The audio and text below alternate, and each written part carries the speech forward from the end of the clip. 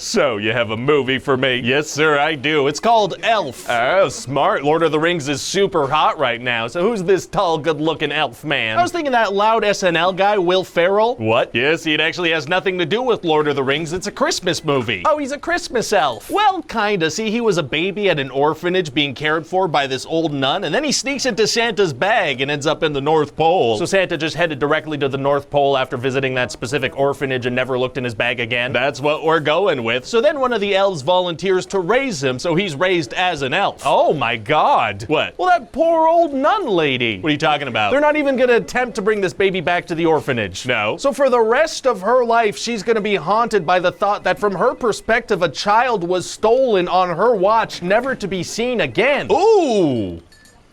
Right. This is off to a dark start. I mean, now that you mention it, yes, it definitely is, but we could pretend like it's not, maybe? That works for me. I love pretending. So they think his name is Buddy because that's what was written on his diaper, but when he grows up, he doesn't really fit in with all the elf stuff, you know, like the elf showers, and he can't keep up with anyone's magical powers. So what does he do? Well, his adoptive father shows him a picture of his birth parents and tells him that his dad is living in New York City. Did that nun leave a photo of his parents in his diaper to get pooped on? I guess so. So Santa sends him off to NYC to find his dad, but warns him to not check out any peep shows. What was that? So he goes to see his dad, Walter, but it doesn't really go well, so he wanders into the Gimbel's department store and gets mistaken for one of the elves working in the fake Santa village. Okay. And he sees a beautiful employee, Jovi, and becomes infatuated with her. Oh, I guess he wasn't attracted to little elves, but now that he sees a human woman, he's aroused for the first time. Well, that's not a cute way to put it. Well, anyway, so the next morning she's showering at work and he enters the room and starts singing along with her, which freaks her out. Oh god, well yeah, that's super creepy and intrusive of him. Well, he says he didn't know she was naked in the shower. But you said they had showers in the North Pole, how could he not know? Hey, shut up. So then Buddy freaks out because he sees that the mall Santa isn't the real Santa and they fight and he goes to jail. Oh, he does? Yeah, and so Walter reluctantly bails him out and brings him to a pediatrician to get a DNA test to see if he's really his. Doesn't it take multiple days to get results from those? No, this is one of those pediatricians that's set up for instant DNA testing. That's not a thing, but it might be. It isn't. So the doctor tells Walter that the best thing he could do is bring this fully grown man who thinks he's an elf and has just been arrested for a violent crime into his home to meet his wife and his child.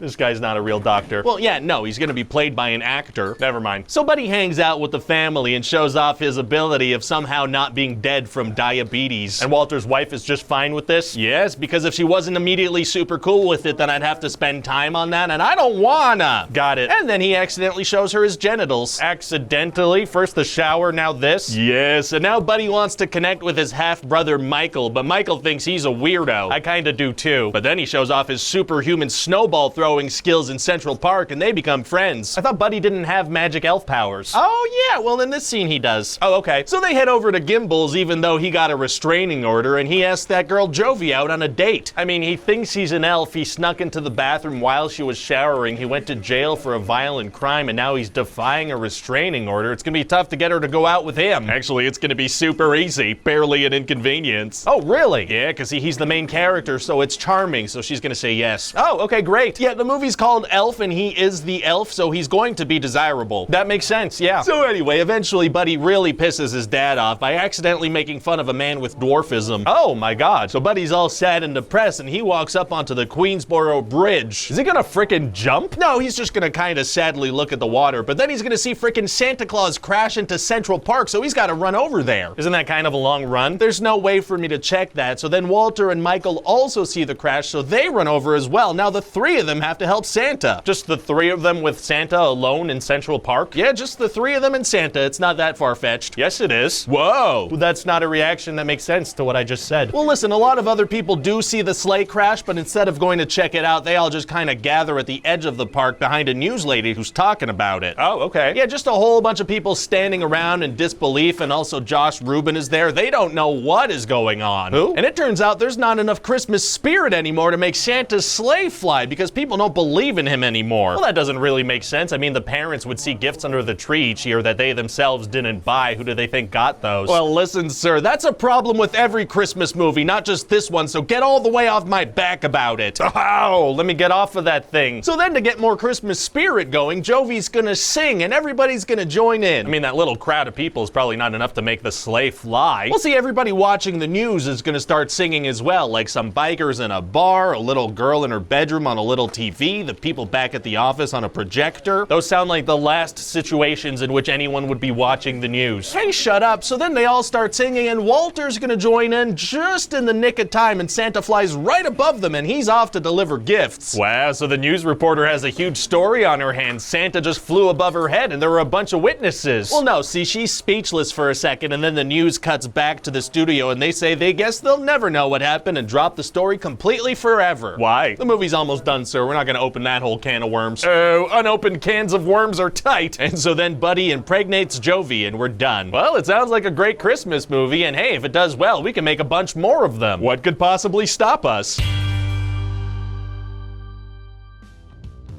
Hi, this is Ryan George from The Thing You Just Watched. Please enjoy this slideshow from The Thing You Just Watched.